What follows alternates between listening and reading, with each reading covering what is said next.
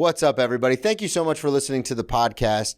I wanted to put this in the beginning. Of course, we are coming to you live from Gotham Production Studios, which is our home here for X Drinking Buddy. Remember to subscribe on Patreon, patreon.com/Brennan Tassif.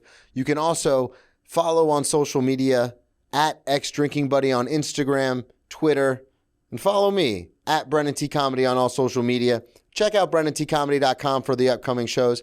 And don't forget to get your X Drinking Buddy merch. I hope you enjoyed the episode. Boom. That's it. Easy peasy. Grab me a beer and grab me a coke. We about to sit for an hour, bullshit and tell jokes. And please don't mix it up, cause he done sobered up. Brennan T Comedy on your social media feeds. And Brennan Tassif is your X Drinking Buddy. Brennan Tassif is your X Drinking Buddy.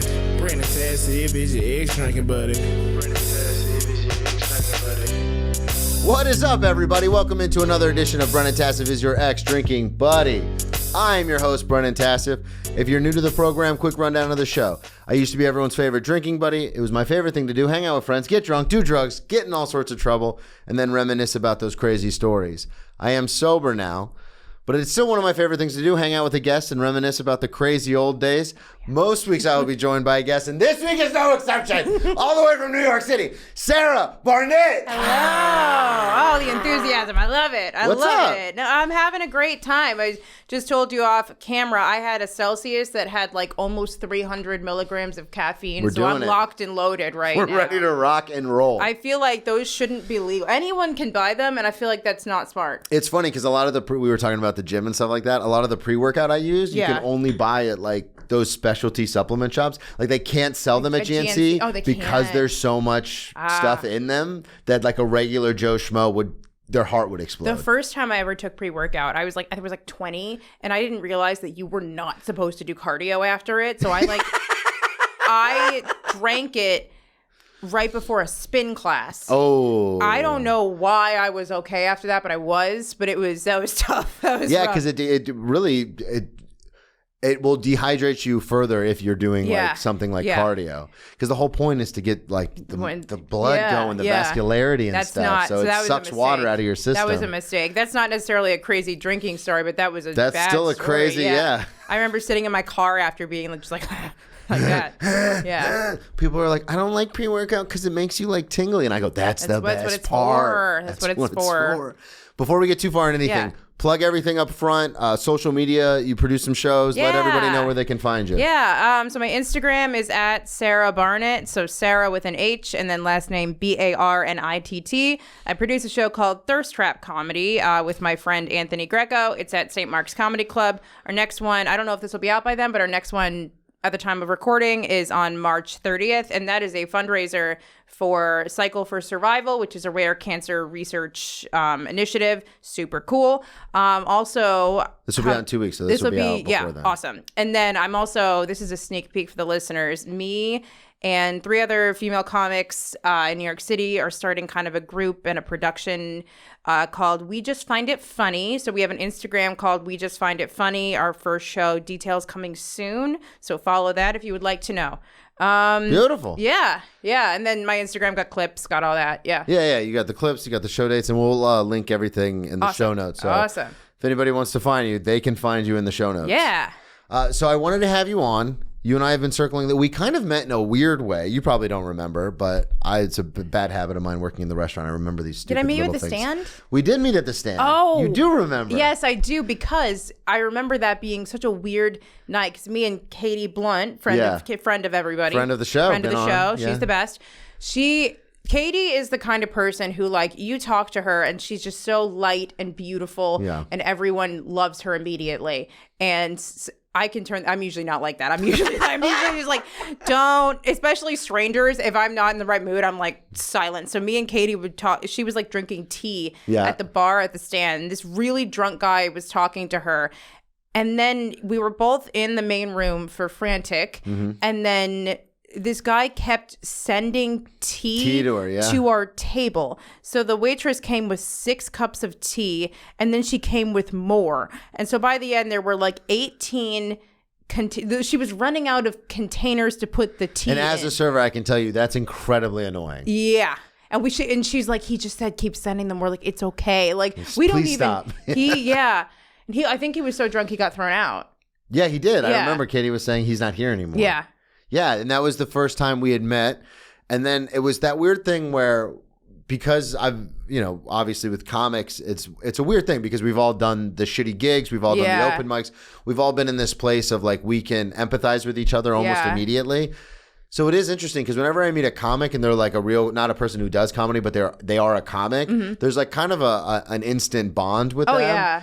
But it is also weird because I have to remember not everyone feels that way. I usually feel that way though. So I would run into you occasionally like at the stand or somewhere, but I didn't want to be like that guy. Like, oh my God, Sarah, what's up? And you'd be like, no, I love people like that. I feel like that's one of the best parts about comedy.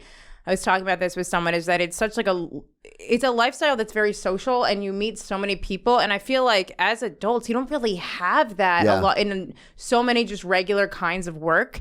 And so you meet a lot of people who have totally different backgrounds than you. Yeah. You have camaraderie and you see people all the time, which is like one of my favorite parts. So I love like meeting new people, sharing the bonds, because we all have like the same kind of horror stories. Yeah.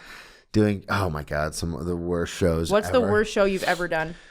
Oh God. So I've told this before, actually. It was actually relatively recent. Me and my very good friend Matt Fulcheron, who's coming back on the show in a couple weeks. He moved back to LA, but he tours with Segura and Tosh and everybody. And he was headlining in Philadelphia. And we're like, oh, cool. He brought me along to feature for him. And I was like, bet, this is going to be awesome. But it was a smaller club that had like kind of just opened. Sure. And the first night sold out. Cool. And Matt was like, hey, Brent, like, guess what? The first night sold out. And then he talked to the booker, and the booker was like, yeah, it's the African-American Women's League of Philadelphia. And Matt, to his credit, was like, hey, man, listen, I've been in this a long time. Like, that sounds like a corporate gig because they bought 150 tickets. You need to let them pick the comic. Very smart. Because and Matt Matt is one of my, he's my mentor. I look up to him, and he's been in this game a long time. He was like, listen, that's corporate. They need to pick the comic. Yeah. And the booker was like, okay, yeah, you're right. But again, it's a smaller club that had just opened. So he just lied to us. He just lied to Matt. Oh. Calls him back and he goes, hey, listen, man, we moved them to a different day.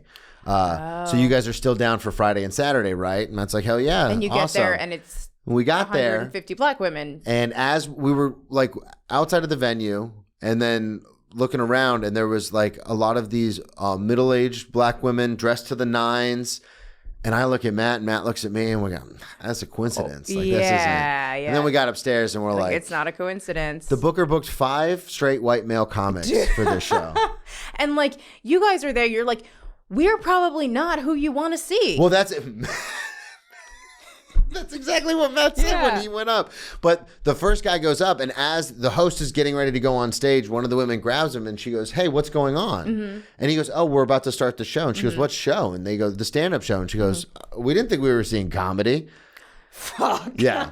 So that was probably, before that, there was a show I did in Florida where they wouldn't turn the Gator game off, like at a bar. And I'm like, you guys, it was ambush comedy. And that was bad because because I had played against the Gators in college. So I was like talking shit to the Gator fans. But they, as we were talking about before with the mics went on, they get real serious about their sports. Yeah. So I almost got into like a fist fight with this 50-year-old dude about the And for a long time, I was like, oh, that's the worst show I've ever done. Yeah. But then this Philly show, it got to the point where the booker, I was supposed to do 20, and the booker came up to me and goes, hey, man, because it was rough. Like the 3 comics in front of us were doing like 2 minutes and like giving it back to the room. Because they thought it was a nice, fun night out. So they're just talking amongst themselves full volume because that's what they expected to do that night. They weren't, so it's not on them, it's on us. Like it's on the booker. Yeah. It's not on you guys either because I feel like both were like in a situation where you weren't expecting exactly. Which is like, and that was the worst show I've ever done because I got up there and I was like, oh, I'll win them over. Yeah. Like no problem. And I did not win them over immediately. Yeah. And then I have a bit where I talk about being raised by women, and I was like, I was raised by strong, independent women, and they all were like, yeah. And then I went into the story about my mom, which is not like, I have like talk about having a cool mom and how everyone's like, that's awesome, but it actually kind of can suck. Yeah. And they immediately turned on me again. They were like, you're talking bad about your mom. And I was like, oh, no. Yeah, and so the booker came up to me before I went up, and he was like, I know you're supposed to do 20. Just do 5 and get out of there. Smart. And so that's what I did. And that was probably the worst show I've ever done, though. Ooh. What about you? What's the worst one for you? I'm trying to think. Just situationally, probably there's this, I did, like, it was an ambush show, and it was a friend show, and it's a really great space, but we were there, and there was one person there who was just trying to eat her chicken wings and have a beer. And she made that known? We did ambush comedy for just her. Oh, she was the only one there? She was the only one there. Oh, I thought you meant like she was like yelling out like, shut up. No. She was the only one in the bar. She was actually very polite. And I think she did end up texting a friend to come.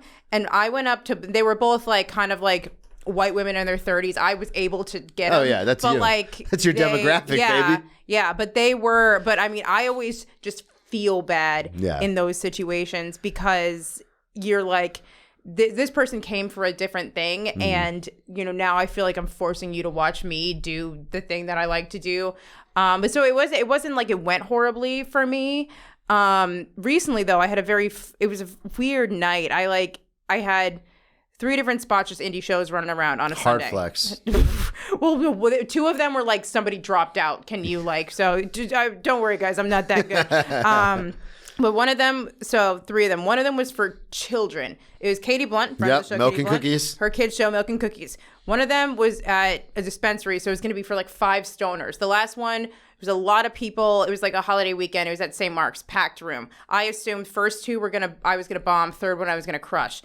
First 2, I did pretty well. Last one, I ate a dick. I don't know. And that was the biggest one? That was the biggest one. I don't know what happened. It was just like a normal crowd, Sunday, holiday weekend. They were excited to laugh.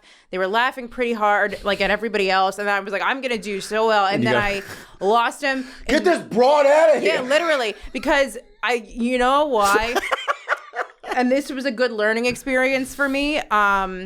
I like to occasionally, and I've started doing this more because I think it helps, is like when I go on stage, instead of getting right into material, I like to kind of talk to the front row. I like to do, you look like this, you look like that, because I do a decent amount of roasts, so I'm pretty good at like coming up with just some quick one-liners and oftentimes people like it. Like if people are in a good mood, they think it's funny. They're like, they feel a part of the show. Or they're like, to their friend. So I came up with some in my head. But people...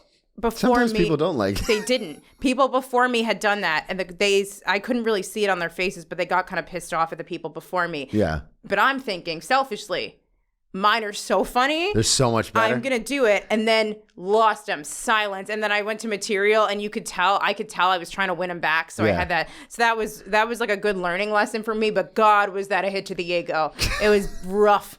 Well, I've had Malia on, SB, you guys are all like fucking roasters. Like you guys are great at the roasts. I've gone against Malia. She is so talented. Yeah, she's so really funny. Good. But I like her. The roast. So I had Matt on the show, and he's like, "Oh, you got to do the roast show." Like, his show. His show's and great. I was like, I don't do roast. Yeah, because I don't know if it's a mental thing. I'm just not that kind, because I'm a storyteller on stage, which has been an adjustment moving to New York. Yeah. But I'm not like a one-liner guy anyway. It's very one-liner. And it's like a different skill. And I'm not a bully either. Like I say that because people look at me and they go, "Oh, you look like every bully from every movie." But like I used to get bullied. Like I don't like being mean. Like even if it's people I can't stand, if they're like, "Hey, you gonna go to the stand tonight to hang out?" And I'll be like, "Yeah, come on, let's go." Exactly. So I'm just not that guy. And I remember I went against Caroline Hayes, and it got to the point where another one I love, Caroline. Yeah, she's great. She's so funny. And I ran my jokes by people, like other comics that are good at roasting. I may or may not have mentioned their name already, but I won't throw them under the bus. And they're like, yeah, those are good. Those will work. And then it bombed? I bombed. No, Sarah, I didn't bomb. I bombed so bad at the time I was like 33, as a 33-year-old former Division I athlete. I'm talking to these fucking dorks, and like in my head, like, do not cry. If you cry, they win. If you cry, they win. Yeah. Like they're saying stuff like people I've never heard of, and I'm in comedy. Like I'm in it. Like I know people no one's ever heard of, and I'm like, they're so funny. And like I didn't know any of these people, and they're like, you should quit comedy. One woman was like, I'm not going to learn your name because there's no reason to. Oh, that's awful. And I was like, I've had Joe List on my fucking pocket. Who the fuck do you think you're talking to? That's awful. It's hard though. I've had ones where like so bad.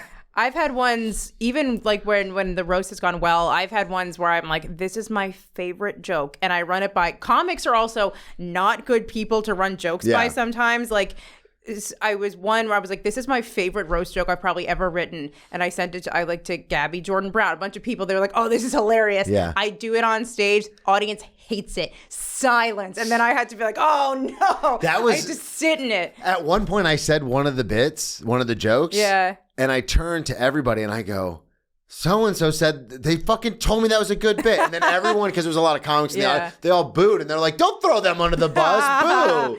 I think it's funny. I mean, anytime that's the thing about like when people do open mics and material like might not work there. You're like, well, this isn't actually really a good gauge. It's not. It's the only way. I literally just had a conversation yesterday about this because I have a new bit that I've been working on that I think is hilarious. And everyone, when I tell them about it, they go, that sounds like it's going to be so funny. And then I did it at a mic and I was like, no, like gets nothing. Nobody even like flinched. And I was like, wait, what's happening? Yeah. And I texted a buddy of mine in LA and I was like, I think I was like, I thought I knew how to write. I guess I don't. He's like, dude, it's a mic. Like, you can't fucking go by that. Yeah. And like guys will come on stage, be like, I had diarrhea. And everyone's like, yeah. Yeah. And I'm like, I literally will.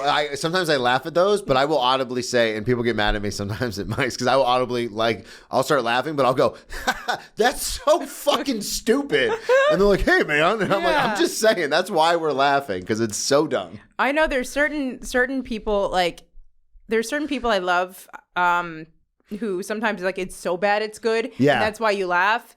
But yeah, ultimately so it's like interesting when you think about writing, but then it's like unless you're a really big comic, you're not trying stuff out with real audience members unless it's like a casual thing. That's the other thing too that's kind of frustrating is because like I see people who get up all the time obviously and they've earned that, but in my head I'm like, God, if I could just get in front of real audiences, because that's the double-edged sword is I don't get in front of real audiences enough to where I'm like always doing my tight five, but then I don't have anything for clips because I don't do crowd work. I'm not again, it goes back to like the like fucking with people. I don't, because that's my problem is if there's a heckler, I go from 0 to I go from like, hey, we're having a good time to I will. Do you hear what I'm talking about on stage? I'll come off here and I'll fucking kill you. Like, what are you doing? Yeah. And so I'm not good at crowd. Like I'm trying to get better at it, but then I also like don't want to be mean. Like I see comics sometimes. They're very mean sometimes. And like you'll be sitting in the back of the room like, what are you doing? Like why? This person is never going to come to comedy again. Like you're ruining this for everybody. Sometimes like I also saw that because I did a show on Monday that was like just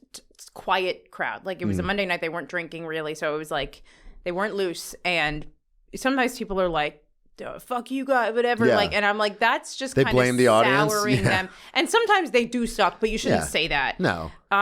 Which I was, so yeah, it's really interesting. Like with clips too, like I feel, and I find myself thinking this way more is like, oh, is this going to do well in a clip? And then it's like, who gives a shit?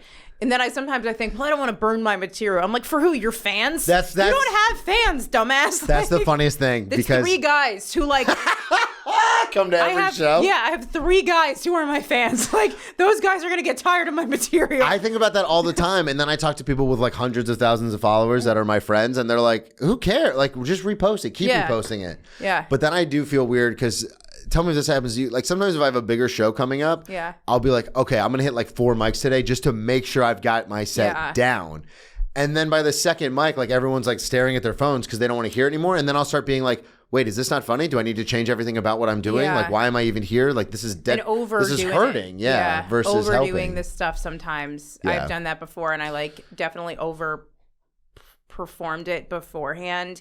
I think it didn't help when I was up. Well, because then it doesn't feel organic either. It didn't feel fun anymore. I've been trying to, this is very, very groundbreaking, but I've been trying to have fun while I do comedy recently. You forget that's why we all started doing it. Yeah. You know? Well, I want to talk about that. That's a great transition. So comedy being such a niche thing, stand-up in particular, how did you even find comedy? How did you find stand-up comedy, I should ask? I think like, in a way that a lot of people did. Like I remember listening to just fucking Brian Regan and Jim Gaffigan like on Sirius XM or like seeing them seeing like old Comedy Central clips like and just loving it and thinking it was great. How old were you when you started like finding all this? Oh yeah, I'm like 10, 12 when I got into stand-up. Because you're about 5 or 6 years younger than me. Yeah, I'm 29. And I started Like, I was always just, like, fan. I would, like, you know, as I grew up, I would watch specials. I remember just spending a lot of time watching the Comedy Central roast, thinking it was, like, the funniest thing ever.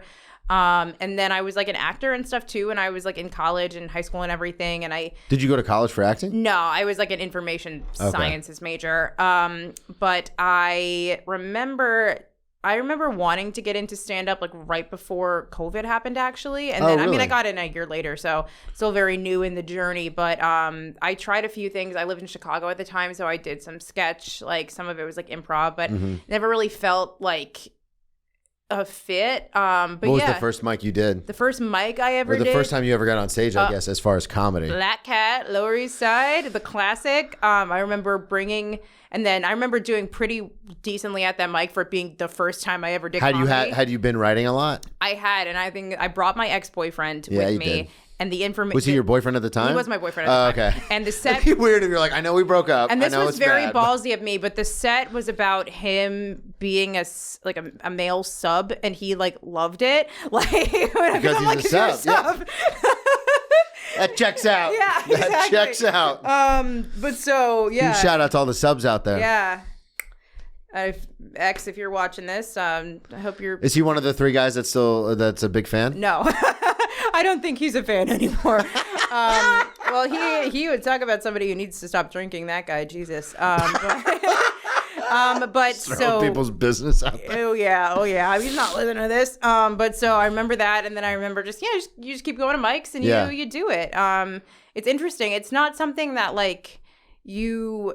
So yeah, starting it, I mean, I feel like it's very intimidating to start because you like see all these people. You're like, you don't understand like how do people get booked on shows? Like how does this all work? And then you just kind of figure it out. I still don't know. Like it's like the whole it's like there's a lot of mystery around it. But then you talk to people who are like been who have had success, and you're like, yeah, it's just all kind of like you still are asking people, did you get that? Well, and it's the fun thing about doing the shows because I've had people from all sorts of different levels on, from like people who I see at open mics and I go, oh, they're genuinely like really funny. I want to talk to them. I want to figure out, because there are some people like we talked about before where you are like, oh, they're gonna be fine, like they're hilarious, they're gonna be fine, and those people I try to get on the podcast. And there's also people who are bigger who I'm like, how did you get to like where? Because I'm genuinely interested in story. I mean, I have 3 fucking podcasts. Like I'm genuinely interested in stories and like how people get to where they are, especially because my story was so crazy.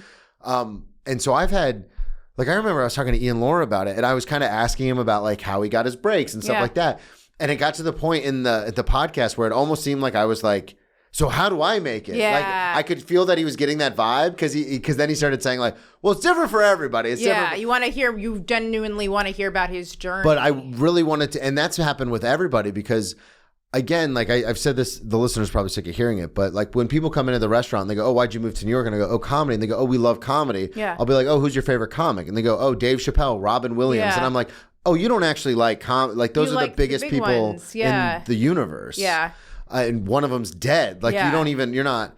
So it is interesting to me when like I have people on who like do this full time. This is their life. It's like, how did you even find it? And like, it's so interesting when you say the Jim Gaffigan thing. Cause for me, it was Dane, which my generation, for a lot of dudes, it was Dane. For sure. And then the Gaffigan and the Regan thing. It's funny. As soon as you said that, I knew exactly what you were talking about. Like the Hot Pockets. That one. Hooked on phonics, all that stuff. I remember those. It's interesting too, because you mentioned like you're like more of a storyteller.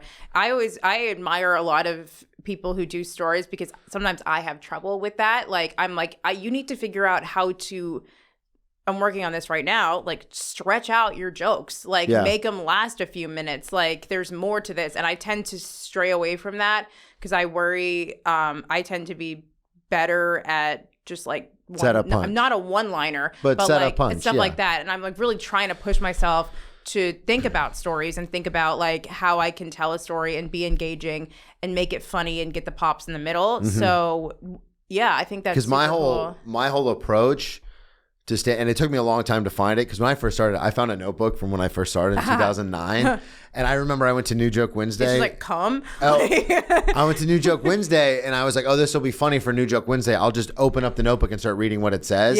And And everyone there knows me. It's Julia Castor's mic at the comedy shop every Wednesday at 4. It's like, it's one of the coolest mics because everyone's so supportive and they're like, try new stuff. Like the stuff you thought about on the train and you're like, I'm not going to do it. Like, do that. Yeah, that's what it's for. Yeah. And so, but we lose sight of that at regular mics because we're trying to impress each other because we're all fucking jerk-offs.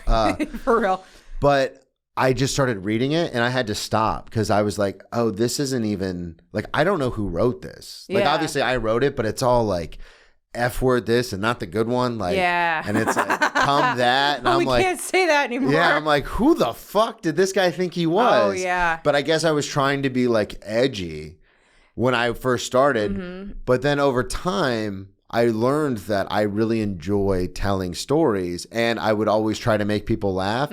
So it's just a skill that I had since I was a kid. And I was some like, of my favorite comics are like story comics. Yeah. Like I really liked Tom Segura's last special and that's kind of all just fun stories. Bill Burr is one of my favorites and he's all about storytelling. I like Tig Notaro and that's really all of her material really. And I got kind of, it's funny because I just kind of got good at telling stories, and the whole point of telling a story is to keep people engaged with the story. So you put tags throughout the story, and that's how you like that's. But it's so interesting because then I look at comics like you who do set up punch, and I'm like, God, I wish I could do that. I wish I could just be like, I feel like everybody wishes they had the skill that doesn't come as naturally to them because, like, because if you start a story and no one's like, it's a commitment. Yeah. Like if I start telling, most of my jokes are between 45 seconds and like 2 minutes. So if I start in on a story and no one's having it. You're like, oh shit, you're in this for another minute. It's like, well, we're here. Like I'm not going to stop because a lot of times my stories lead into other bits. So it's like, I can't just not, and I'm working on something now where I have that whole thing about the movie lines and how I use them in real life. And then I realized that there's like so many other jokes that I have that are actually tied to that same premise. Yeah. Because I was a loner. So I watched a lot of TV and movies growing up. And so some of my favorite movies and shows are things people have never heard of. What are they? So like Firefly with Nathan Fillion from back in the day. Burn Notice is one of my favorite shows. White Collar. Like Starship Troopers is my all-time favorite movie. Exactly. Yeah. So it's one of those things where I will take lines from those movies. And the whole bit, and it's online if you guys want to watch it, but the whole bit is about like, using those in everyday life, like A Knight's Tale with Heath Ledger. I used to, when I would write my ex-fiance, when I got my second DUI, I would write her every day from jail. And I would always end the letter the same way. Love to the end with hope. Oh, that's from the show? And bit. She thought you created it. And that's the whole bit. Is like, when I got released from jail, she goes, Brennan, that's the most romantic thing anyone's ever done for me. Probably will ever do. And then I pause and then I go, Heath Ledger, A Knight's Tale. And that's the joke. And it's funny, but I realized like, I've got... Like, because I'm so obsessed with like TV and film and stuff, like I have 1,000 of those. Yeah. So it's one of those weird things too, where as a storyteller, it's like, I can like link back like every story to that. But then I'm like, well, then that's going to get old.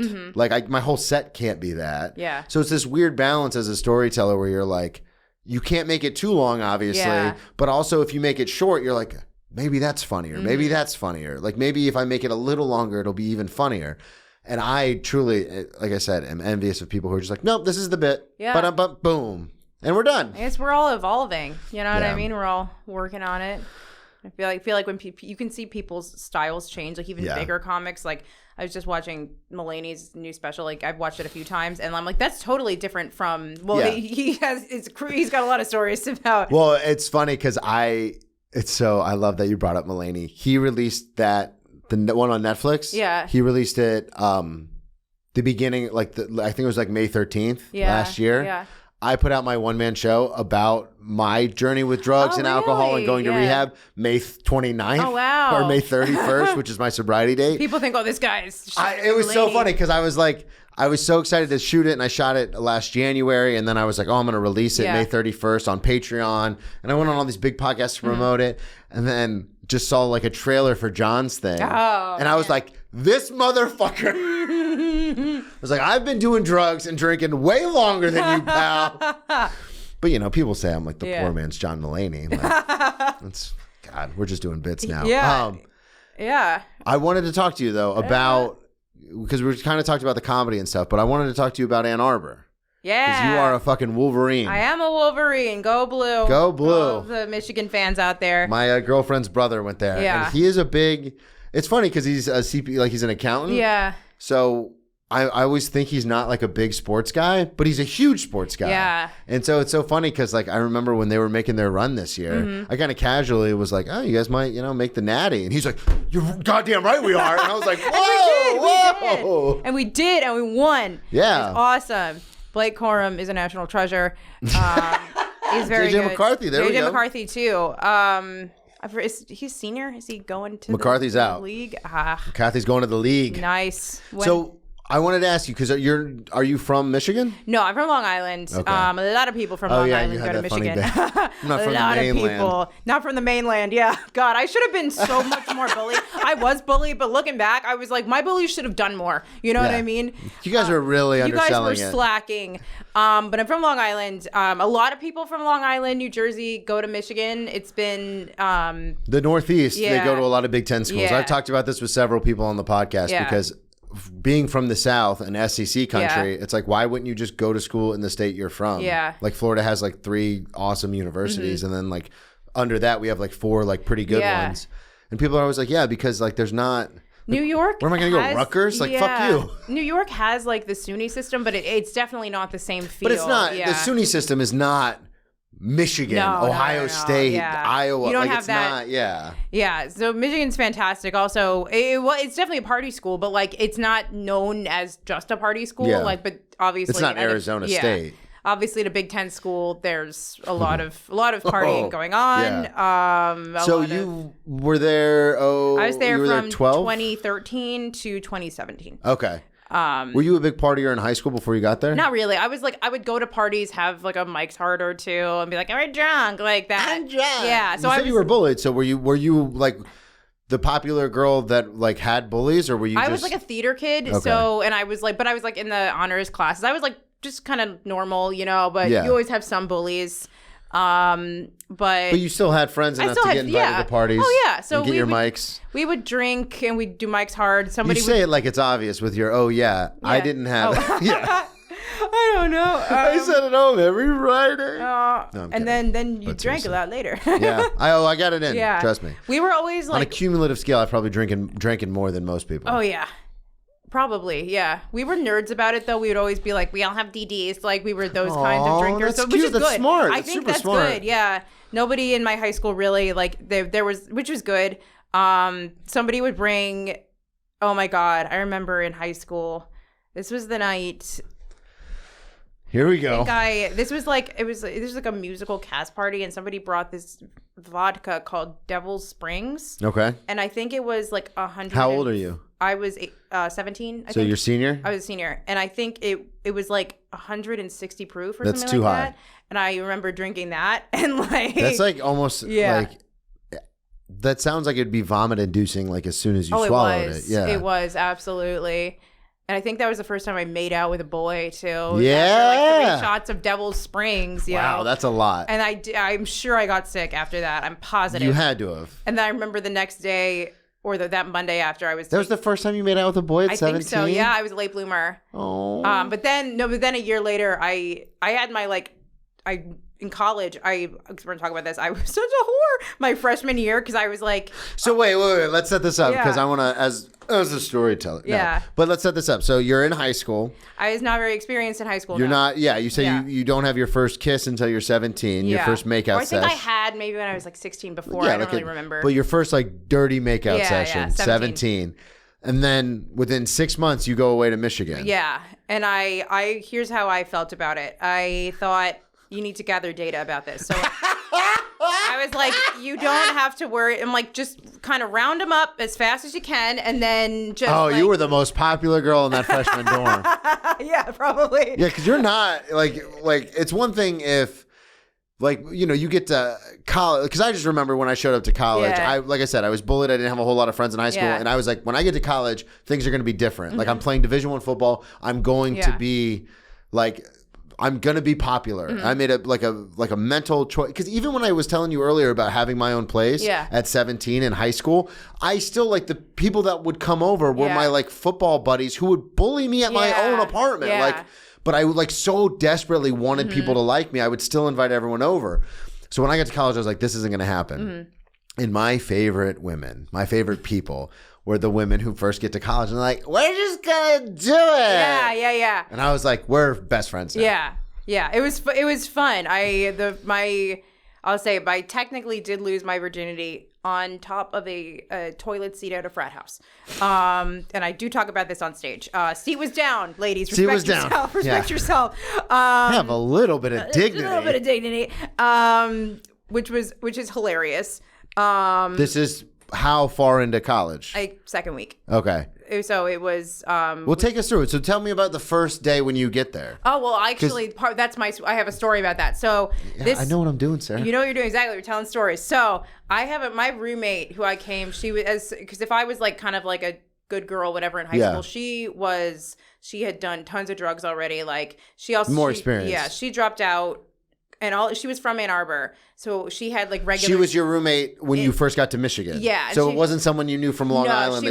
She was like just a random pair up roommate. So first day you show up, fall semester, she's there. She's there. We're chatting, and then she's like, "Oh, do you want to hang out with me and my friends?" And I thought they were like friends who went to Michigan, but they were just people who lived in Ann Arbor that she'd known, and they were like grew up with, random men in their like mid-20s. And so they get to, but I think, oh, it's my roommate. I should hang out with her because she knows. So we're drinking the vodka. I think I should do it without chasers to look cool. And I'm sure I was like, woo, like that. Like, it's rough. It was bad. And then we I'm get a full-blown in a car. alcoholic, and I was still using chasers at the end. It's not fun. It's not fun. And we get in a car, and we're drinking. The driver is also drinking. We're getting in a car. We're driving somewhere. And then it gets dark. And then we decide to go to this frat party because these guys don't go to Michigan. We don't get in. I lose 2 of them. So I'm stuck with this one guy. This is all your first night there? My first night there. I'm stuck with this. I have no idea where I am. I'm stuck with this one guy who like. So wait, you showed up to a frat house, but they were like, we don't know these dudes. Like, get out of here. Yeah, you can't come. But then my roommate and the other friend, we like lost them. And then I'm stuck with this one guy, and he's like leading me around to different places trying to like get in somewhere, and I can't lose him because like fraternity row or bars or like where are you? Everywhere, like random houses, co-ops, and I'm just like drunk at this point, walking around, kind of scared because this is a random grown man that I don't know. And then he needs to stick with me though because my roommate has his like wallet. So I keep calling her being like, you have to come and give his wallet. Because you guys have phones. Yeah. So I called her, but she was not picking up. So we're walking around. I literally have quite literally no idea where I am. He like takes me to the top of this like roof, and I was like, I'm going home like now. And so, but he follows me back to my dorm, and then you knew enough to get and plus you could just pull up the GPS on the phone. Yeah. So I knew how. But then he follows me back to my dorm because he's waiting for his shit. So his wallet and everything. So he's in my dorm room, and I'm like at this point in the hallway crying because I'm like, I don't know how to get rid of this random man. I'm drunk, so I don't really know. And then I go to the bathroom. I go back into my room. I think he's gone. And I'm like breathing a sigh of relief. And then I see him crawl out from behind the bed. Oh my God. Because he's like, oh, I didn't want your RA to know I was here. I was like, you got to go. And I found a cab service from Ann Arbor. I was like, you got to go. Here's a cab. She can give you your stuff later. But that was my first night of college. Did he leave? He did, finally. Yeah. But it was like 2 a.m. at that point. I was that's terrifying. Man. It was so scary. That's your first night in college? That was my first night of college. God, that's way. My first night was I went summer semester because, like I said, I took some time off, and I showed up, and one of my closest friends, Sean Michael Murphy, the pirate, as soon as his dad leaves and my uncle left, he goes, so you want to get high? You want to smoke weed? And I was like, because again, you have to understand the perspective. I had never been cool. Like I was like, what? Yeah. And I was like, I'm not really a weed guy because I wasn't. I had smoked one time before and it made me super paranoid. I was like, I'm not really a weed guy. Mm-hmm. And I remember he threw his backpack down. He goes, well, let's go get a bottle of rum then and get drunk. And I was like, this is the greatest time of my life. That's awesome when you're in college. You're 18. Yeah. And you showed up. Yeah. And you were like, I'm going to party with my roommate. This will be great. And now fast forward 6 hours and there's some 24-year-old dude just in your room. Following me. And I also don't. So that was, but then the rest of I like stuck with the other people in my hall who were going out together. I'm like, I'm never So you didn't hang out with her again? No, because she was always also gone with these. Yeah, because you said she was from that area. Yeah, so she kind of hung out with them. But I was like, whew, that was scary. So what happens between that first night and then you said it was 2 weeks later when you started going? Did you just start meeting people in your hall and start going? Yeah, going out, going to different parties, doing that. So then you get to the frat house, and now this is your first experience with the situation. If you want to talk about it. The week before, I think I gave a blowjob in a shower. I did freshman year of college. I had sex in a lot of inappropriate places. But is this? Say that. I wanted to ask you: is this something that you're doing consciously? Like you were like, when I get like how I was about like I'm not going to get bullied. Were you like I'm going to let loose and have fun? Yeah, it was absolutely. Because it's also like if you're someone like me who like didn't date anyone, wasn't necessarily like sought after in high school. You get to college and you realize there are guys that are like, oh yeah, like who are you talking to? Yeah, exactly. So I had sex with one person, and it wasn't really sex in high school. Yeah. So I like didn't lose my virginity until like I was 17, and as the great Max Fine says, it wasn't an early 17. Like birthday cards for 18 were coming in. Yeah.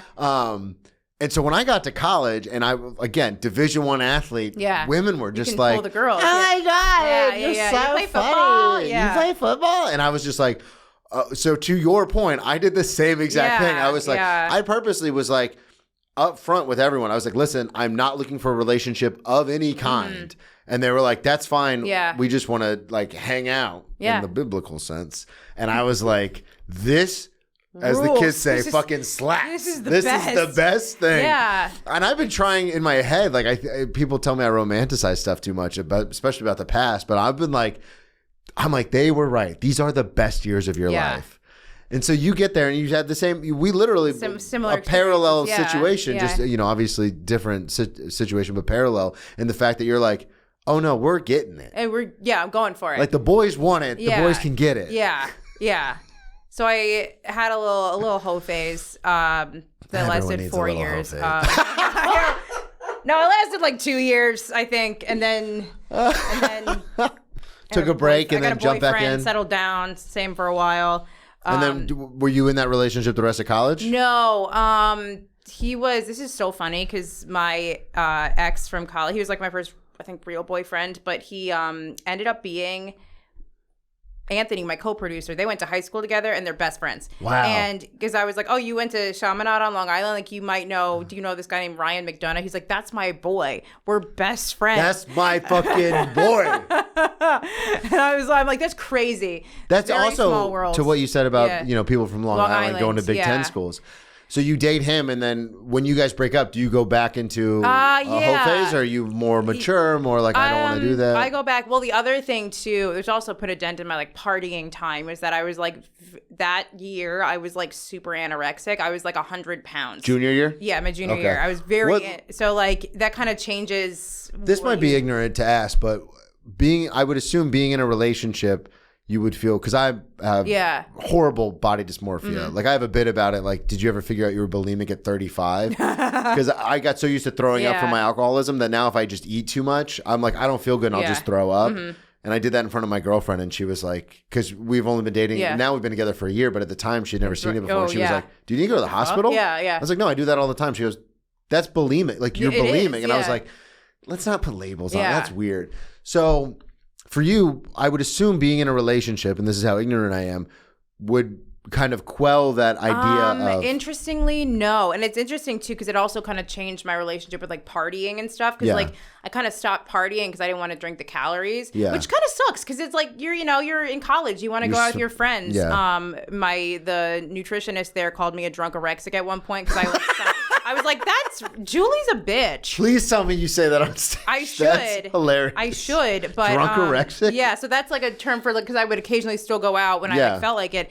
But honestly... You were 100 pounds? Yeah. God, I'm about 130 pounds now. So it's like, that didn't look good. You know what I mean? Like, she didn't look good. But... That is true, though, because I am in a relationship now, and I'm still like, sometimes I look in the mirror, I'm like, you fat piece of shit. Honestly, it didn't make any difference, because it's like, it's in your brain, and really you're the only one who I guess that now that we're talking it out, that's what I think, and sometimes it depends, but I think because you're at that point, you're like very sick. So like that kind of, and then obviously when you're sick, you don't, and like you're not eating, you don't want to fuck, you're not drinking, you're not doing anything like that. You're exhausted. So you're exhausted. So I feel like that kind of changed my whole attitude a bit. But then I got back on the horse when I was a senior. Yeah. I mean, we're back. We're back. We're so back. We're so very. You're like Will Ferrell and Step Brothers. You're here to fuck shit up. Yeah, exactly. So your senior year, you and the boyfriend are broken up? Yeah. You're getting healthier. Yes. And are you just like, let's let it rip? Yeah. Last ride? Yeah, had one last. Well, a lot of last rides. You know what I'm saying? Yeah. I had a few, but there were a few guys that I was like, I saw and I dated. One of them actually introduced me to his best friend from high school, and that guy I dated for 2 years. But the other best friend? My senior year, this one guy I was hooking up with, honestly, a horrible match, me and him. Yeah. We're very similar. It was not good. But he introduced me to his high school best friend, and I ended up dating that guy for like 2 years after college. But then I also kind of had a situationship with someone who is fully gay now. Like, he's gay. It happens. And I'm like, you know what? Wait, is he gay? Like, he's gay, or is he actually gay? Gay. Okay. Like, gay. I thought you were doing it in like No, how Meek Mill is in the like news and everyone's like, gay. No, not like that. We're about to run in to get to be able to go gay. Not in the way that I call my boys gay. You know what I mean? They're like sucking dick gay. Yeah. So that I'm like, I'm glad I helped. I'm like, and we didn't have that much sex, and I wonder why. I think it was related. It's interesting because I've had relations. I actually dated one summer. I dated a woman who's now married to another woman, and I was kind of like, did I do that? Yeah. I didn't do that. Yeah. But again, that's the comic and the narcissist in me like, I turned her gay. What's up now? And it's like, no, not great. Not at all. Yeah, it's more like that's just just a stop on gotta your figure journey, out their stuff. Gay. Yeah. So then I wanted to ask you, because you had, and then we got to get to when you get to New York. You were in Chicago before that, but before we get there, you had mentioned the toilet seat situation. Yes. But in the text you sent me, it sounded like there were multiple locations. So take us through like how this happens. So this is just what happens if you're like really horny college kids, but you don't have a private space. You know what I mean? Like either somebody lives in a dorm and their roommate's gone. So I remember a bunch of like more than one shower blowjob that happened more than once my freshman year, and then a boat. Were you with the bathrooms in the dorm rooms, or were they like community bathrooms? I think it was like down the hall, like a frat house or something like that. Like third floor where nobody was. Yeah. The best one was a boat on top of like this frat had a boat on their roof. And that sounds. Listen, it was 5 minutes of missionary. It wasn't like great, but like it was more of it for the story that you can now tell on a podcast with 10,000 listeners. Yes. So that was fun. Go blue. Go blue. Yeah. Oh wow. So, and that's a weird thing too, is because this is probably too personal, and the listeners probably don't want to hear this, but like I'm not a big public sex guy. Yeah. Actually, that's not too personal. I think that's pretty standard. Pretty standard in your mid-30s. Yeah. I'm not don't do it either now. I kind of prefer the comfort of my own home. That's what I'm saying. It's like I already run hot with anxiety, so I already have issues in that department as far as performance. I couldn't imagine like people right outside the door, like my bros, being like, "Yo, what are you doing in there?" Yeah. And I'd just be like, "This isn't. I'm not. I don't even have a penis anymore. Like we're not even doing this." It's retreating. Yeah. Yeah. No, so that's crazy. That's the to stuff just you be do like, when you're young and you're drinking and you're. That's just true like, too. Being drunk, I was you're kind of like, so who gives a drunk shit? and thought it was hilarious. And I think it's so funny too, because like back then there were like 2 girls and 2 guys at the party who were like the sober monitors. So like we just had 4 college kids who were supposed to be sober watching out for the rest of us. Oh god, which was hilarious. And then you had the team of people who walked around to all the parties and knocked on doors and checked, like the narc squad. So wait, I've never heard of this before. I went to a public school, like a big school. I think it was called Social Responsibility. So you had sober monitors, at the party and itself. they wore orange shirts, and they were sober people who were like. And the fun thing to do was to steal the sober. They were big orange sober monitor shirts, and I have one to this day. Do you? Yeah. You got to wear that on stage. It's a men's XL. Not as like a prop, but it's just a men's XL. I should. You should crop it up and wear it out. Yeah. It says sober on the back, and so there were 4 people, and those were like basically makes sense, like to monitor, make sure nobody's passed out, and then there were people make sure nobody's getting there were people who were like signed up to walk around and knock on the doors at parties and make sure they were following the rules. So it was like they were kind of like the narcs. Yeah, to make sure. My best friend Allison did it. I was like, girl, come on, don't do that. Don't do that. We can't be friends anymore, exactly. Allie. What are you Don't doing? be a narc. I find this fascinating because when I was in school, it was just like, because I got alcohol poisoning as like in college, and it was just one of those things where it's like, you live and you learn. And we had someone who OD'd, and like we all had to stay in our dorm rooms when they carried him out. And it was like someone we all partied with and stuff. So it's just interesting to me because I obviously went to college, years before you did. Not too long. Not too many, yeah. But so I'm sure like this thing's happening while I'm in school. Really, some of the bigger schools were like, hey, we can't have kids dying on campus. Sort of thing. Yeah. Damn. So the sober monitors, were they helpful in any way? Usually, would they be like, sometimes, yeah. If somebody if you got really sick, they would be like, hey, they would do that. Okay. Yeah. You have babysitters. The only time I got in trouble though for drinking was actually me just walking down the street on a game day carrying a bottle of wine. And I was 21 carrying this bottle of wine. It was open, which is a no-no. Not allowed to have an open container. So it was. And this is on campus? It was on campus. It was in the morning because the big game days you start in the morning. I was walking to my friend's house, and they were. You drunk? You said you were drunk? I was not. Okay. It was just the bottle was just open. For some reason I didn't have the top. So the cops pulled me over and they were like, pour that out. And I said, okay. And they wrote me up and I actually had to go to court for it. Whoa. You got a written arrest? Yeah. Well, not arrest, but like a ticket, basically. No, but if you get a ticket you have to go to court for, that's a written arrest. I guess so, yeah. Yeah, that's what it is. It's not on it's not on the record or anything. No, it's not. They took it off, whatever. But I had to go to the judge and they're like, can you explain what happened? I was like, I was walking down the street with this bottle of rosé and the cops told me to pour it out. And then I did. And she was like, okay. Like, you just threw it out. Before me, though, at that place, there was a stalking case. And so the woman, she was talking to this woman like, so you did hack into this person's cell phone, correct? Like you did do that. And then you did show up at his residence. So you did. And she was like, woman was talking to a man? Yeah. Yeah. Nice. Girl boss. Yeah. Believe all. Anyway. Yeah, she was stalking. I'm sorry. She's one of the bad apples, I guess. Yeah, as the great Bill Burr says, I'll give you 80%. That's a good one. Yeah, he's a pretty good comic. He's up and coming. That guy's gonna make it. He's gonna make it. Yeah. So I got to write that down. The rosé, you getting in trouble for rosé on game day is hilarious. And I was 21 too, so like that's the honestly, thing it was really just because I had like they could get $100 out of me, so that's what they did. I mean, that used to bother me a lot because my ex-fiance is 6 years younger than me. Mm-hmm. So I met her after I got out of rehab. I was living in a halfway house, and then I relapsed. So I would get so pissed off because I'd be like, I was like 25. Mm-hmm.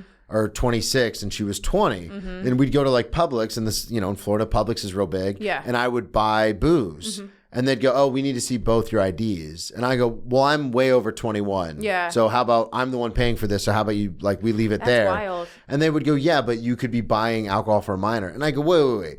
So when my mom would come in here and I was like 12, you guys sold her wine all the time. I know plenty of people who drink with their parents. Yeah. What? That's interesting. And I used to like make a fuck because I was studying political science and I was pre-law, so I used to make a big fucking deal about it. You were an attorney about it. Yeah, and people were like, Brennan, obviously you understand what they're doing. I go, I get it, but that's not the rule. That's not the law. That's annoying because it's just like people shouldn't care that much. Well, and I could understand being 21, having a legally purchased bottle of wine, and then being like, pour it out. I'd be like, fuck off. I paid $7 for this bottle of wine. This was $4.75, officer. I sprung for the nice one. Come on. Oh my God. This is Barefoot? I don't know if you've heard of it. Barefoot was oh my God. I used to drink pink Moscato. You know what that is? Oh man. I know what it is. Oh man. I took a sip of it recently. I was like, this is disgusting. Yeah, it's pretty gross. This is so disgusting. It's like sugar water. Yeah, that's all it is. Yeah. It's So you go to Michigan, and then you said you went to Chicago after that. And so when you graduate, are you still... Because you said you were kind of in this crazy lifestyle and then settled down and then kind of ramped it back up. But while I had the crazy lifestyle, I mean, I also was like, I was doing did a lot in school. I was the social media person for U of M. Oh, shit. When I was like, that was my job on campus. It rocked. It was awesome. So I got a job in Chicago. So I went there. And then things changed a lot because I actually, my senior spring, I met the best friend of the guy I used to hook up with, and he lived in Chicago, and so the one you dated for 2 years. So we were dating. I moved right away in a relationship. So I was like, I don't have to make any friends, and I don't have to do anything for my. So like, I really did not build any kind of life. I had a roommate who I really liked. I had friends. That's a hard pivot. It was a hard pivot. The transition you make from Long Island to Michigan. Yeah. Like that, it's well documented on the show. That was like a hard pivot. And then you went the other way. I went to... You just completely were like... And honestly, I think that's why now, I mean, I was with him for 2 years and we broke up and then COVID started. So I really was kind of like floundering for a bit. So that's why I think I'm still figuring out like the best way for me. And I'm in my late 20s. So like I'm definitely not going crazy or anything like I used to. But that relationship was interesting because I just did whatever he did. Mm-hmm. We went to a lot of Philadelphia Eagles bars to drink and watch games. Go Birds. Yeah. He got so... you guys from Long Island. He's not like a Jets fan? He was from Philly. Oh, because he's the best friend of the friend. Yeah, so he's from Philly. And huge Eagles fan. He actually they won the Super Bowl in 2018. Mm-hmm. He got so drunk that night, he shat the bed. I've had a few people on who are from Philly who did something. I have at least 3 or 4 stories on this podcast about that night the Eagles won the Super Bowl. I've told that story on stage and someone from Philly was like, oh, so he's a really cool guy? Why'd you let that one go? And I'm like, I don't know. So he's kind of the man, is what you're telling me. Exactly. He cares. Yeah, Go Birds. He cares a lot. Go Birds. Go Birds. We traveled around the country for Eagles games. I don't think you understood. It was a lot of Eagles games in those first 2 years. But I didn't really do anything. So when I moved here after like being in that relationship and ending and being in COVID and basically seeing nobody for like a year and a half. And then I was like, fuck it, I'm moving to New York. And what brought you to New York? I wanted to be closer to my family, and my 2 best friends from college already lived here. Okay. My sister lives here. And you had the bug about stand-up. Yeah, and I was like, and I'm going to start stand-up, and it's going to be awesome. So my job, I was able to just transfer to the New York office. They didn't really care. Yeah. So, So then you got here. Now, I want to ask you, because one of the stories you sent me, I can really relate to about the working out in certain situations. Working out drunk, yes. So, how... This is funny to me, because I used to go to the gym drunk a lot, because it's one of those weird things, and it's so dangerous, especially because I lift like free weights. It's so dangerous. One time when I was living in Chicago, I had signed up for this workout class. It was kind of That's what I was going to ask. Yeah. So it was like you had an obligation to like go somewhere. It was kind of like CrossFit. Yeah. So basically it was the same as like a box. They had a workout of the day, and there was free weights, there was treadmill sprints, there was jumping. It was a very high intensity workout. This is early morning? This was evening. Okay. So I was at work. And they had like a happy hour, and me and my coworkers were just throwing back the rosé. Were you thinking like, oh, I have to go to this class? Yeah. Or were you just like, who gives a shit? I remember the happy hour started like 4 and my class is at 6:30, and I was like, oh shit. But then I was like, I don't want to cancel because ClassPass charges you like $20 if you cancel. Okay. So I'm drunk. So I'm thinking, okay, you know what I'm gonna do? I'm gonna get a Monster Energy drink because that's gonna sober me up. And then I'm going to do the workout class. And the workout class was like, we were doing box jumps. There was like snatches. There was like a lot of advanced moves. I don't know how I got through it, but I would say that's very dangerous and don't do it. Yeah, don't. Nobody, don't do that. It's funny too, because then I got sober and I would notice drunk people at the gym. Yeah. In Florida, not so much in New York, but in Florida, because the gym that we would go to was 24 hours. So you would just scan your little key card and the fucking thing would open and you just went in. And there were so many times where I'd go after the restaurant. I was like, oh, I got to get my workout in. Yeah. So it'd be like 11 o'clock at night. I just got off from the restaurant. And I went straight to the gym. And these fucking bros would come in just drunk out of their mind and like try to. And I'm like, guys, this is so dangerous. Like, you're gonna die. Me and my friend Nicole would do something called Drunk Stairmaster, where on a game day we get drunk, and if we left the game early, we go to the gym and go on the Stairmaster, which again, very dangerous because you could fall off. And you're super dehydrated. Yeah, so bad. Which is also, but I'm like, what a commitment to working out. Yeah. That you do it drunk. Hey, we're about it. We're about that life. But you do Pilates now, you said. Yeah. I work at home mostly though, because do you have one of those weird things? I have a bunch of bands, and I have the adjustable dumbbells and stuff. Because just like sometimes, like if I go to the office and then I'm doing a bunch of mics or a show after work, it's like going to be really hard to get it in if I don't do it just first thing in my head. Like roll out of bed, get the yoga mat, turn on the program, and then do it.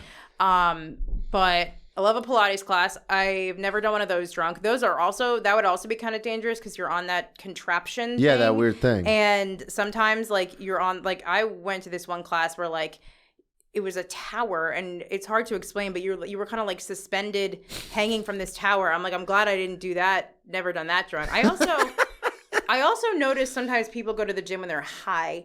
That's a big thing. Which is also dangerous. Yeah, I think because... I don't know. I have no backing. One of my old roommates from, shout out Jonah, I know you listen, he would get so ripped. Like that was his pre-workout. He would eat, and then he would sit in his car outside of the gym and get so high and then go in and work out. And I was like, how the fuck do you do this? Yeah. I would be like standing on a treadmill for 20 minutes, like zoned out. But I mean, he could like he was interesting. Some people really like it. They like running while high too. Some people say. Dan Lamort, friend of the show, he talks about it on stage. He lost a lot of that weight running on mushrooms. Yeah, running on. Before he was doing that, he was getting really stoned and running, just getting high and running. And I can see that being nice though. Running outside. I don't do cardio at all. I don't see how anything about cardio could be nice. I don't. Maybe a brisk walk when you're high. But yeah. Through Central Park? Yeah, maybe. I think I do think that it's all, if you're doing free weights and stuff though, and your reaction time isn't good. That's true, then that's like also dangerous. Yeah, I'm not, I don't know. I mean, I don't do anything now anymore. Yeah. You still like to party though? You still, on occasion, rock and roll? Occasionally, yeah. Now, I mean, I can't really have like on a regular day, like if it's just a Saturday or Friday, I realize I can't really have more than like 2 drinks now and not feel just horrible the next day. And you're getting to that age. Yeah. As sad as it is. So it's like weird. It's like my body doesn't let me do it anymore, which I think is good. I feel like you don't drink on stage, do you? No. Yeah. No. It's so funny. When I first started, your reaction just reminds me. When I first started comedy, I was drunk the first like 7 years I was doing stand-up. I would do that too. I'd like, when I first started, sometimes I'd drink before, and now I watch back and I'm like, that was horrible. Yeah, like why would you? But it's interesting because being in New York, where most people who move here for comedy, like this is what their life is. They want to do this. I asked that question to so many guests, and they're like, fucking absolutely not. Or it's like, I did it one time, and I was like, I'm never doing it. Like, Derek Gaines had a really good story about doing mushrooms, but too much mushrooms when he was touring with Pete Davidson, and he got on stage, and it was like a big arena kind of situation, and he was like freaking out. Oh, I have one story about mushrooms and performing, actually. Not a huge fan of mushrooms. They're fun, but I almost always throw up when I take them. Okay. So you've taken them more than once? I've taken them, and they're like the chocolate ones and stuff like that. But when did you first try mushrooms? Last year. Okay. Kind of when they started becoming like more common, and you could buy them in the smoke. When Joe Rogan tells you can change your fucking. Joe Rogan said it, so we all started doing it. But I went to one night. It was a really Rogan said it. He did. St. Joe. I've never listened to the JRE actually. I listen when comics are on because I like to hang. That's true. But I don't want to get in. It's just it's kind of the point now where I'm like, all right, guys, like everyone fucking relax. Yeah. And I think it has a lot to do with I'll just tell you, he talks a lot about like looking out for comics and stuff, and like we're all in the trenches together and stuff like that. And I understand he meets thousands and thousands of people all the time. But he was in, when the UFC was doing it in Jacksonville during COVID, he was eating at the restaurant that my ex worked at, that I used to work at. So she texted me, she goes, hey, just so you know, Rogan's here if you want to come down and say hi. So I went down there, sat at the bar, drinking a water, waited for him to finish eating so I didn't bother him, even though people were coming up to him left and right. And as he was leaving, I was like, I panicked. I was like, Mr. Rogan, I'm a comedian. Like, my girlfriend told me you were here. I just wanted to come by and meet you and say hi. Like, I've been doing comedy for like almost 10 years. We're moving to New York. Before I could even, like, he never stopped, never broke stride. Oh, shit. Never even looked at me, just kept walking. And I was like, oh, you talk a lot about like looking out for comics, like, it's a brotherhood and all this stuff. And I get it. Yeah. Like he's at a different level, but it's like, if you're going to talk about it, be about it. Like, yeah. Don't be like, I love comics. Comics, we all share a bond. That. It's and nice. then be like, fuck off. Yeah. Like, so when people are like, yeah, Rogan, I'm like, fucking who cares? Yeah, I know. Sorry. It's all right. That's I'm going to have to cut that. We got to clip it. At the mushrooms, so I was like, I had a friend's housewarming early. So you're a big Rogan fan. Huge. Big Rogan gal. Alex Jones, too. Yeah. Lizard people. Gay frogs. But so I was at a friend's housewarming. Somebody had shrooms. So I take like probably a little less than like a gram, but I'm feeling it. Yeah. Like I'm feeling it. And I had a show at 11:30. And I'm like, this will kind of wear off. It didn't really wear off. It doesn't wear off like that. But the show was, I thought there would be 15 people there and they would all be comics just hanging out. Yeah. I get there. It is 90 people in the back room at Secret Pour. Have you ever been there? No, never been. It's like a bar. They do a lot of comedy there. Good back room. But that back room sits 35 people comfortably. So there's 90 people in there. Crammed. It's so hot. And it's not a stand-up show. It's a bit show. So I did this PowerPoint that I made for another show. So I was doing like this funny PowerPoint bit. And I also had not remembered I hadn't performed that PowerPoint over a year. So first of all, I'm trying to remember what's on it. And then the guy before me is doing this character of a wizard who can predict when you're gonna die. And I am on mushrooms, That's about to go on stage, and I was like, "Hi guys!" Like, Your I eyes snapped out. like... Yeah, my pupils were so big. I was like, but I got through it and it was fine. But I'm like, oh yeah, never again. No. So you never did them again on stage? I did. No, yeah, never on stage again. No, because I wasn't thinking about it. I know people who microdose before they go on stage and they like it. Yeah, but... microdosing's a big thing in Florida too. I have a lot of friends down there who do it. Yeah. They're like, oh, I put it in my tea and I'm just so focused and like. People yeah. I find though. Like, just do your fucking work. Yeah, like, just like, I don't know. You don't need to microdose for it. Yeah, it's like. Just get better at Excel. I don't. That's not what they're for. It's not hard. I was talking to a comic once and he said he took an ounce of mushrooms once. Like 28 grams. Wait, yeah, that's a lot. That's a lot. Yeah, because like 5 grams is called a hero's dose. Yeah. So 28 grams. That doesn't make, no, I don't buy it. You probably do Andrew Steiner? No. It was him. He's like, he used to grow mushrooms. Like he was like a I mean, maybe. That just seems. But I'm like, what happens to your body and your brain after that? Well, you also have to be careful. I mean, I don't know this because I don't do drugs anymore, but I've heard of people like doing psychedelics to the point of psychosis. Yeah. Like they rewire their brain to the point where they become schizophrenic. Yeah. And it's like, you got to be careful about this stuff. not gonna do that. Oh, man. Well, this was a blast. This was so fun. Thank you for coming on. So great talking to you. Plug everything one more time. Let everyone know. All right. Amazing. So Sarah Barnitt, SarahBarnitt. Thirst Trap Comedy is my show. And then We Just Find It Funny is the other show group launching soon. Thank you so much for having me, dude. This is awesome. Thank you for coming on. At Brennan T Comedy on all social media, BrennanTComedy.com. Check out the one-man show, Ex Drinking Buddy, as comics look at life, near death, recovery, and redemption. And get your merch at the merch store. Hell yeah. Talk to y'all next week. Bye. Bye, guys. This was so fun. Go Blue. Go Blue.